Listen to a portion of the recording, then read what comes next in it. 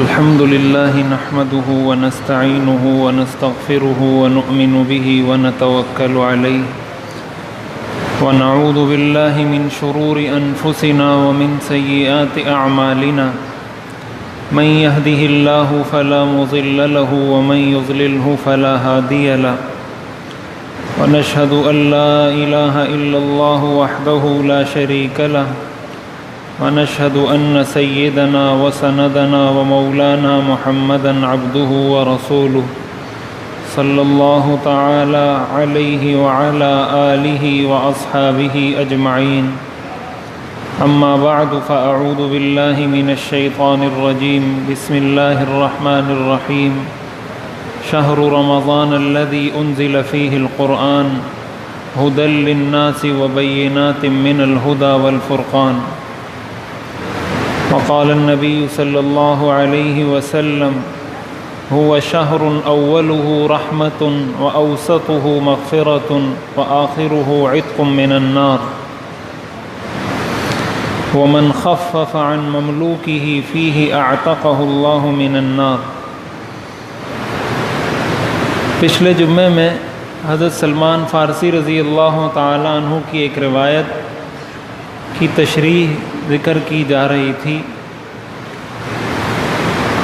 حضور علیہ الصلاۃ والسلام نے شعبان کے آخری دن صحابہ سے ایک خطاب فرمایا تھا، اور اس خطاب میں آپ نے تفصیل سے رمضان کے فضائل بیان فرمائے تھے، اور رمضان میں کیا کرنا چاہیے یہ بھی بیان فرمایا تھا۔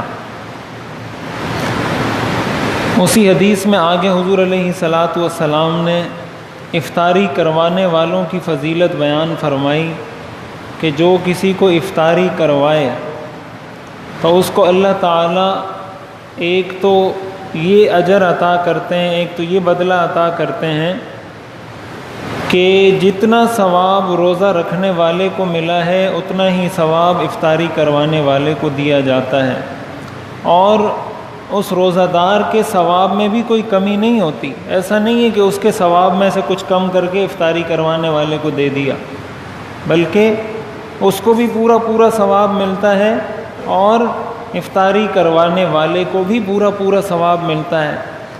یہ بھی در حقیقت ان چیزوں میں سے ہے جو میں نے پچھلی دفعہ عرض کیا تھا کہ اس امت کے ساتھ اللہ تعالیٰ نے خصوصی رحمت کا معاملہ فرمایا ہے۔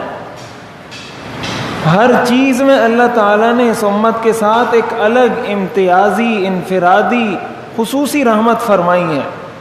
اب اسی کو دیکھ لیا جائے کہ روزہ کسی ایک شخص نے رکھا، اب حدیث شریف میں آتا ہے صحابہ نے فرمایا لیس کلنا نجد ما یفطر الصائم، کہ یا رسول اللہ ہم میں سے تو ہر شخص کے پاس ایسا کچھ نہیں ہوتا کہ وہ لوگوں کو افطاری کرواتا رہے۔ ہر آدمی کی مالی پوزیشن تو ایک جیسی نہیں ہوتی، کوئی مالی اعتبار سے مستحکم ہوتا ہے، کوئی متوسط ہوتا ہے، کوئی کمزور ہوتا ہے، کوئی بہت کمزور ہوتا ہے۔ تو ہم لوگ کیسے اس فضیلت کو حاصل کریں اگر ہمارے پاس پیسے نہ ہوں؟ تو اس پر حضور علیہ الصلاۃ والسلام نے ارشاد فرمایا یعطی اللہ ھذا الثواب من فطر صائما علی مذقۃ لبن او تمرۃ او شربۃ ماء، کہ اللہ تعالیٰ یہ ثواب اس شخص کو بھی عطا فرمائیں گے جو کسی کو دودھ کا ایک گھونٹ پلا کر افطاری کروا دے۔ مذقۃ لبن عربی میں اس دودھ کو کہا جاتا ہے جس دودھ کے اندر پانی ملا ہوا ہو، خالص دودھ نہیں، دودھ پانی ملا ہوا دودھ، اس پانی ملے ہوئے دودھ کا ایک گھونٹ آپ نے فرمایا اگر کوئی پلا دیتا ہے افطاری کروانے والے کو، اس کو بھی اللہ تعالیٰ اس پورے روزے دار کے روزے کا ثواب عطا فرماتے ہیں۔ او تمرتن، ایک کھجور اگر کوئی کسی کو کھلا دیتا ہے افطاری میں، اس کو بھی اللہ تعالیٰ اس پورے روزہ دار کے پورے روزے کا ثواب عطا فرماتے ہیں۔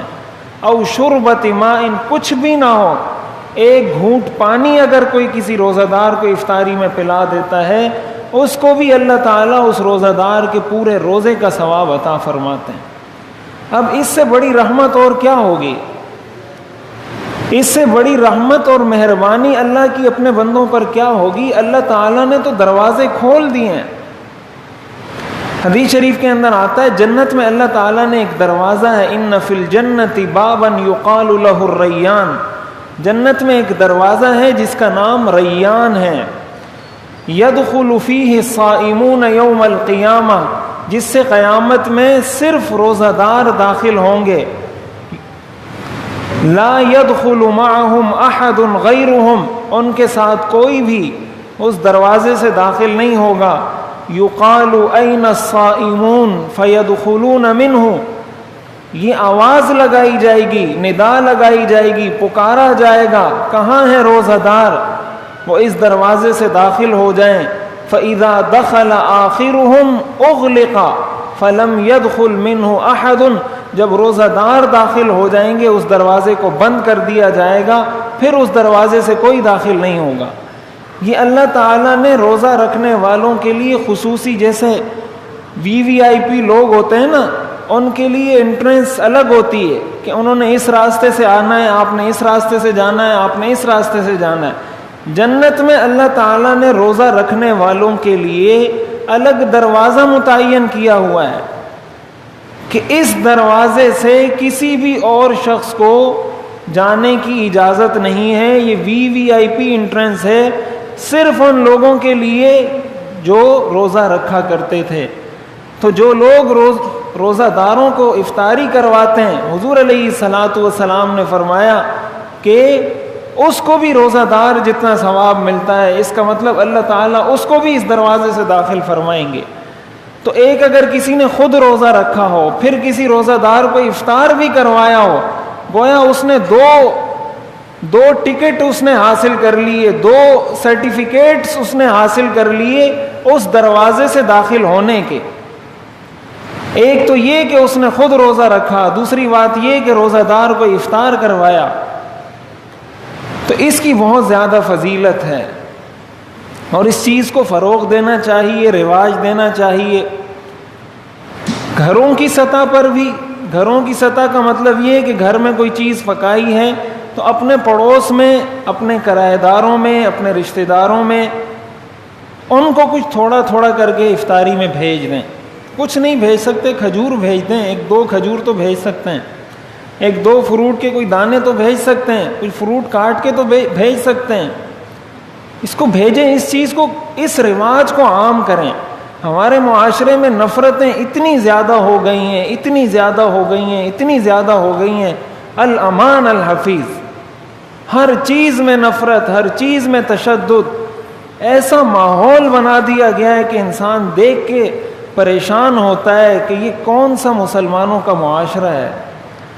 اب یہ چیزیں اسی سے ختم ہوں گی، اس کو ریلیز کرنے کی ضرورت ہے، اس ٹینشن کو ختم کرنے کی ضرورت ہے، وہ اسی سے ختم ہوگا، یہ نفرتیں اسی سے ختم ہوں گی جب ہم محبتیں تقسیم کریں گے۔ آپ اگر کسی کو 2 کھجوریں بھجوا دیں گے، نہ تو اس کھجوروں سے اس کا کوئی پیٹ بھر جائے گا اور نہ آپ کے گھر میں فریج میں کوئی کمی آئے گی، نہ آپ کا فریج خالی ہوگا اور نہ اس سے آپ اس پر کوئی اتنا بڑا احسان کریں گے کہ اس کا پیٹ بھر جائے گا، یا آپ کوئی زندگی بھر کا اس پر احسان کر دیں گے۔ لیکن کم از کم اگر اس کے دل میں یا آپ کے دل میں ایک دوسرے کے لیے نفرت ہے، وہ نفرت ختم ہو جائے گی، وہ حسد ختم ہو جائے گا، وہ بغض ختم ہو جائے گا۔ حضور علیہ الصلاۃ والسلام نے فرمایا لیلۃ القدر میں، شب قدر میں اس شخص کی مغفرت نہیں ہوتی جو اپنے دل میں کسی مسلمان کے لیے کینہ رکھتا ہو۔ اور ایک بات یہاں یہ بھی ذکر کرنا ضروری ہے، ہمارے ہاں لوگ دین کے نام پر ایک دوسرے سے دشمنی کرتے ہیں۔ اگر کوئی کسی ایک دینی خدمت سے وابستہ ہے یا کوئی کسی ایک چیز پہ چل رہا ہے، اس نے اپنے لیے کوئی ایک راستہ منتخب کیا ہوا ہے، تو اس کی نظر میں دین کا دوسرا کام کرنے والے سارے فاسق و فاجر ٹھہرتے ہیں۔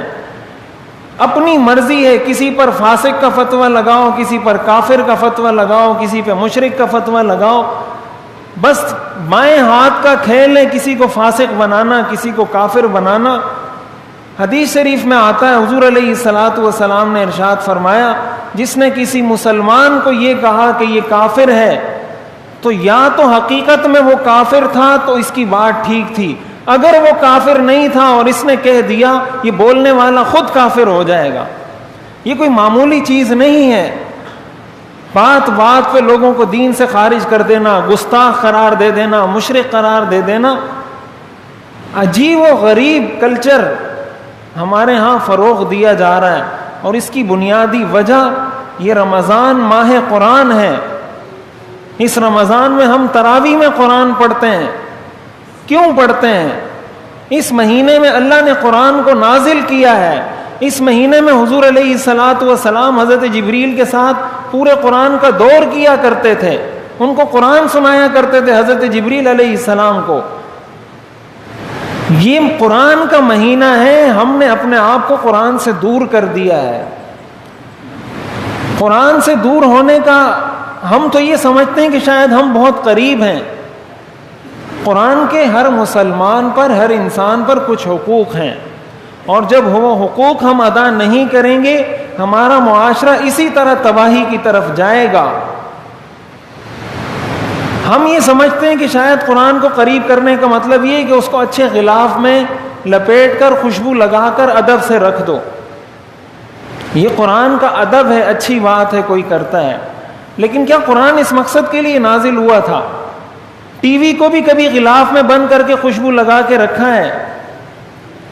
ٹی وی تو آپ کے گھر میں 24 گھنٹے چلتا رہتا ہے، قرآن کے غلاف کے اوپر دھول مٹی جمی ہوئی ہے، کوئی اس کو گھر میں اٹھانے والا نہیں ہے۔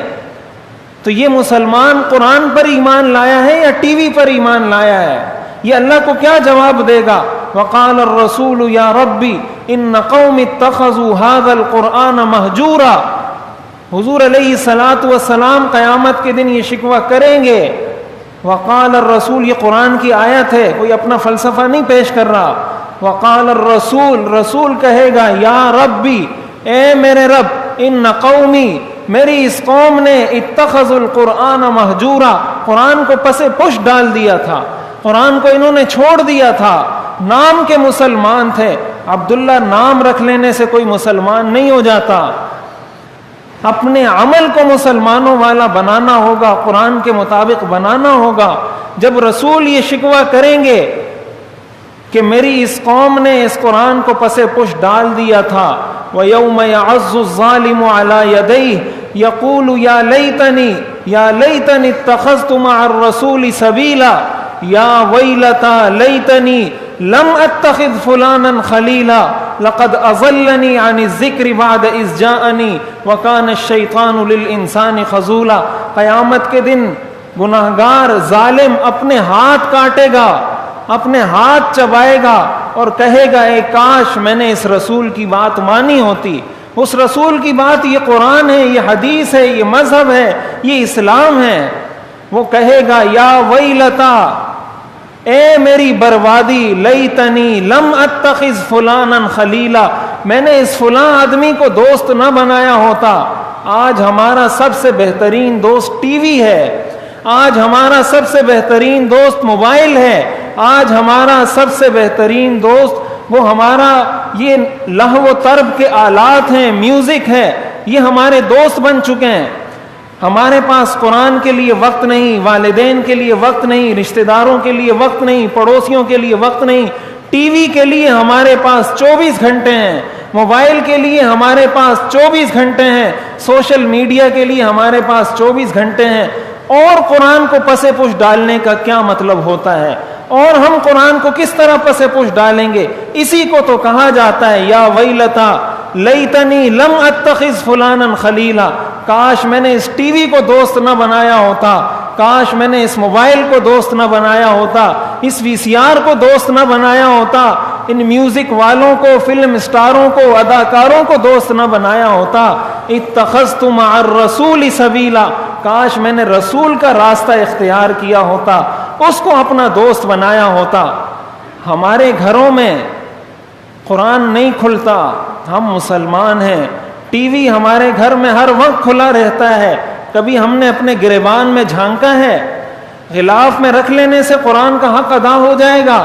اس لیے اللہ نے قرآن کو نازل کیا تھا۔ کیا جواب دیں گے ہم اللہ کو؟ حضور علیہ الصلاۃ والسلام کے سامنے قیامت کے دن پیش ہونا ہے، کیا منہ لے کر جائیں گے اپنے آقا کے سامنے؟ کیا جواب دیں گے اپنے آقا کو؟ یہ کوئی ہوائی باتیں نہیں ہیں، کوئی خیالی، کوئی فلسفہ، کوئی افسانہ نہیں ہے، یہ حقائق پر مبنی چیزیں ہیں۔ ہم نے اگر اپنے آپ کو، اپنی اولاد کو قرآن کے قریب نہیں کیا تو ہماری تباہی کے لیے اور کسی چیز کی ضرورت نہیں ہے، اور کسی چیز کی ضرورت نہیں، کسی چیز کی ضرورت نہیں۔ قرآن سے دوری مسلمان کی تباہی کے لیے کافی ہے، اس لیے کہ مسلمان کو پوری گائیڈ لائن زندگی کی دینے والی کتاب وہ قرآن ہے۔ اپنے مذہب کے لیے ہمارے پاس ٹائم نہیں ہے۔ کیا ہم قرآن کریم کو صحیح طریقے سے پڑھ سکتے ہیں؟ ہمارا قرآن کا تلفظ ٹھیک ہے کیا؟ جس طریقے سے قرآن کو پڑھنا چاہیے، حدیث شریف میں آتا ہے اقرأ القرآن بلحون العرب واصواتها، کہ قرآن کو اس طرح پڑھو جس طرح عرب لوگ پڑھتے ہیں، عرب کے لہجے میں، عرب کی آواز میں قرآن کو پڑھو۔ کیا ہمیں اگر کوئی ابھی ادھر مائک پر بلائے اور کہے کہ آپ قرآن کریم کی تلاوت کریں ایک رکوع کی، کیا ہر آدمی اپنے آپ پر غور کرے میں اس پوزیشن میں ہوں کہ یہاں کھڑے ہو کر میں تلاوت کر سکوں ایک رکوع کی؟ اگر میں قرآن کریم کی ایک رکوع کی تلاوت صحیح طور پہ نہیں کر سکتا، میرے مسلمان ہونے کا کیا مطلب ہے؟ کس منہ سے ہم اپنے آپ کو مسلمان کہتے ہیں؟ اس لیے کہ میں مسلمان کے گھر پیدا ہوا ہوں، اس لیے کہ میرے والدین مسلمان ہیں، اس لیے کہ میرے رشتہ دار مسلمان ہیں۔ حضرت نوح علیہ السلام پیغمبر تھے، حضرت نوح علیہ السلام کا بیٹا مسلمان کے گھر میں نہیں، پیغمبر کے گھر میں پیدا ہوا تھا، جہنم میں جائے گا، غرق ہو گیا اس دنیا میں۔ مسلمان کے گھر میں نہیں، پیغمبر کے گھر میں پیدا ہوا تھا۔ ہمیں اس بات پر گھمنڈ ہے کہ میں مسلمان کے گھر میں پیدا ہوا ہوں۔ قرآن نے حضرت نوح علیہ السلام کو، جب حضرت نوح علیہ السلام نے اپنے بیٹے کے لیے دعا کی، اللہ تعالیٰ نے منع فرمایا یا نوح انہ لیس من اہلک، یہ تیری اہل میں سے نہیں ہے، یہ تیری اولاد میں سے نہیں ہے، یہ تجھ سے نہیں ہے۔ انی اعظک ان تکون من الجاہلین، آئندہ اگر مجھ سے اپنے اس بیٹے کے بارے میں سوال کیا، اس بات کا خطرہ ہے کہ تمہیں بھی جاہلوں کی فہرست میں ڈال دیا جائے۔ اتنی خطرناک بات ایک پیغمبر سے کہی جا رہی ہے۔ قرآن کا تلفظ ہمارا کتنا ٹھیک ہے، ہر آدمی سمجھ سکتا ہے۔ مجھے قرآن کا ترجمہ کتنا آتا ہے؟ آیا مجھے سورہ فاتحہ کا ترجمہ آتا ہے یا نہیں آتا؟ ہر نماز میں پڑھتا ہوں، ہر رکعت میں پڑھتا ہوں، مجھے پتہ بھی ہے اللہ مجھ سے کیا کہہ رہے ہیں اس آیت میں، اس صورت میں اللہ کا کیا مجھ سے حکم ہے، کیا مجھ سے مطالبہ ہے، کیا مجھے پتہ ہے؟ جو صورتیں ہم تلاوت کرتے ہیں نماز میں، کیا ہمیں پتہ ہے کہ ہم یہ کیا پڑھ رہے ہیں، کیوں پڑھ رہے ہیں، ہمیں اللہ کیا فرما رہے ہیں؟ اپنے بچوں کو قرآن سے جوڑیں۔ دیکھیں یہ بات میں بار بار کہتا ہوں، میں آپ سے یہ نہیں کہتا کہ اپنے بچوں کو آپ پورا عالم بنائیں، کوئی بناتا ہے، بہت اچھی بات ہے، بہت فضیلت کی بات ہے، بہت اعلیٰ بات ہے، لیکن مسلمان بنانا تو والدین کی ذمہ داری ہے یا نہیں کہ اپنے بچے کو مسلمان بنائیں؟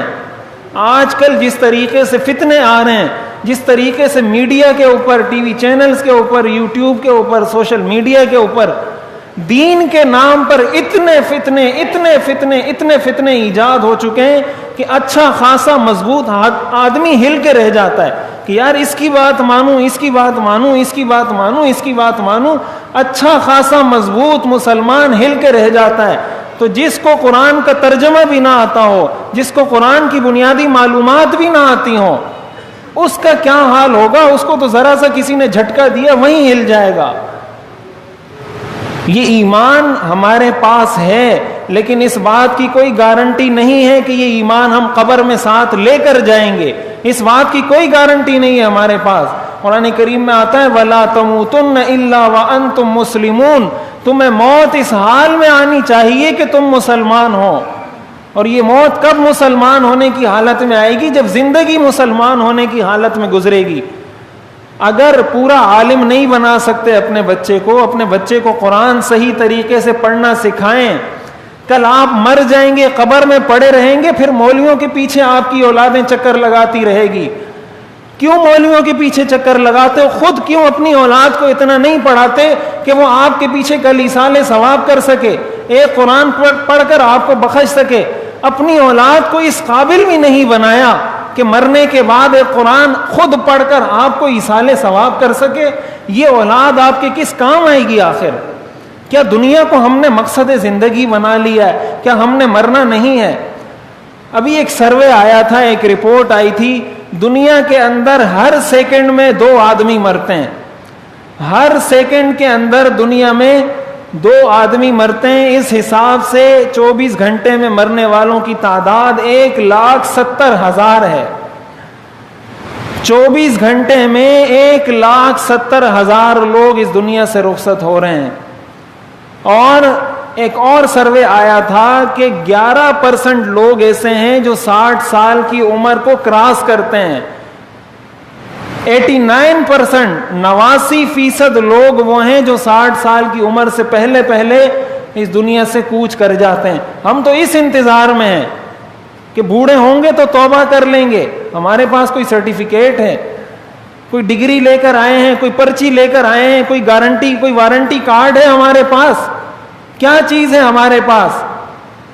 بھائی اگر موقع اللہ نے دیا ہے, رمضان کا مہینہ دیا ہے, کچھ تھوڑا سا وقت اس بات کو سوچنے کے لیے تو نکالیں کہ میں مسلمان ہوں, میرا اپنے مذہب سے رشتہ کتنا ہے, میرا اپنے قرآن سے رشتہ کتنا ہے, میرا اپنے رسول سے رشتہ کتنا ہے, مجھے اپنے رسول کی سیرت کتنی معلوم ہے. ایک کرکٹر کے بارے میں تو ہمیں سب پتہ ہوتا ہے, کب پیدا ہوا, کب مرا, کتنے چھکے مارے, کتنے چوکے مارے, کتنے اس نے ون ڈے میچ کھیلے, کتنے ٹیسٹ میچ کھیلے, کتنے اس نے T20 کھیلے, سب پتہ ہے ہمیں. اپنے رسول کے بارے میں بھی پتہ ہے. اتنی معلومات اپنے رسول کے بارے میں ہیں جتنی معلومات آپ کو فلمی اداکار اور کرکٹر کے بارے میں ہیں. اگر نہیں ہے تو کبھی سوچا ہے یا نہیں سوچا؟ اگر نہیں سوچا تو آج سوچ لیں. یہ دنیا اللہ نے اسی لیے دی ہے.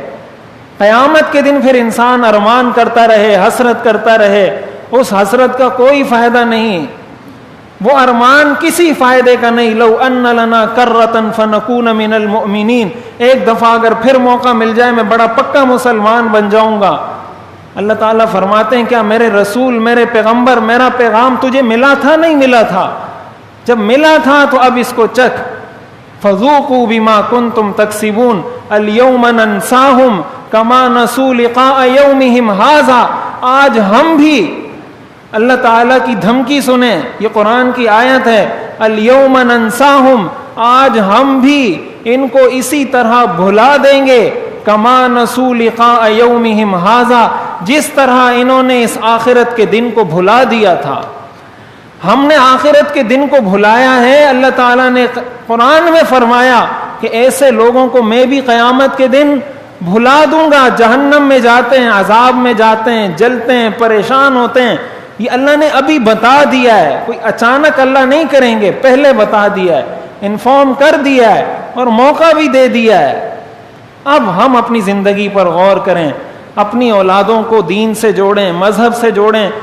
ان کو عالم نہیں بنا سکتے, قرآن صحیح طریقے سے سکھائیں, قرآن کا ترجمہ ان کو سکھائیں, حضور علیہ الصلاۃ والسلام کی سیرت سکھائیں, صحابہ کی سیرت سکھائیں, اپنے اسلاف کی, تابعین کی, فقہا مجتہدین کی سیرت ان کو سکھائیں. ان کو بتائیں یہ دین ہم تک کیسے پہنچا ہے, اس دین کے کیا تقاضے ہیں, مسلمان ہونے کے کیا تقاضے ہیں, بحیثیت مسلمان میری کیا ذمہ داریاں ہیں. اگر یہ کام ہم نے نہیں کیا, ہم اپنی اولاد کی تربیت میں کوتاہی کے مرتکب ہیں. یہ گناہ کبیرہ ہے, اس کا ہم نے قیامت کے دن جواب دینا ہے. اپنی اولاد کی صحیح تربیت نہ کرنے والے قیامت کے دن اللہ کو جواب دہ ہوں گے. آپ کا بیٹا اگر بہت زیادہ پیسے کما لیتا ہے, بینک بیلنس بنا لیا ہے, یہ سب یہیں رہ جائے گا. آپ سے بھی رہے گا, آپ کے بیٹے سے بھی رہے گا, ہر ایک سے رہے گا. کل من علیہا فان, کل من علیہا فان. اس یہاں جو کچھ ہے سب فنا ہونا ہے, کسی چیز نے باقی نہیں رہنا. ما عندکم ینفد, اللہ تعالیٰ فرماتے ہیں جو تمہارے پاس ہے ختم ہو کر رہے گا. وما عند اللہ باق, اور جو اللہ کے پاس ہے وہ باقی رہنے والا ہے. اللہ کے پاس جو ہے وہ ہمارے اعمال ہیں، وہ ہمارا کردار ہے، وہ ہمارا اپنے مذہب سے تعلق ہے۔ یہ رمضان قرآن کا مہینہ ہے، کم از کم کچھ وقت نکال کر اگر ہم غور کر لیں کہ میرا قرآن سے رشتہ کیا ہے، میرے بچوں کا قرآن سے رشتہ کیا ہے، میرا مذہب سے رشتہ کیا ہے، میرا مسجد سے تعلق کتنا ہے، اللہ والوں سے تعلق کتنا ہے، مستند دینی علماء سے میرا تعلق کتنا ہے، اس کو ذرا غور کریں اور پھر فیصلہ کریں کہ میں نے آگے زندگی کیسے گزارنی ہے، کیسے نہیں۔ اللہ تعالی ہمیں سمجھنے اور عمل کرنے کی توفیق عطا فرمائے۔ وآخر دعوانا ان الحمد للہ رب العالمین۔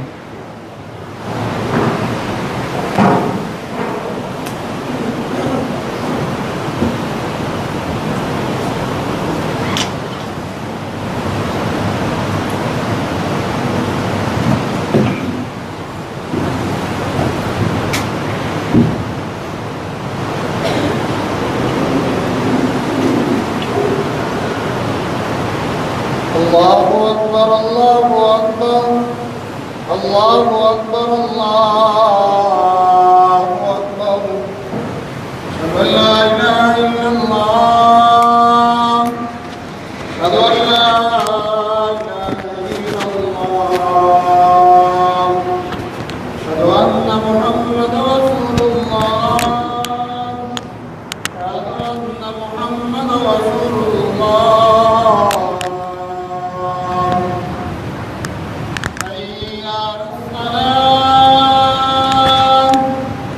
حي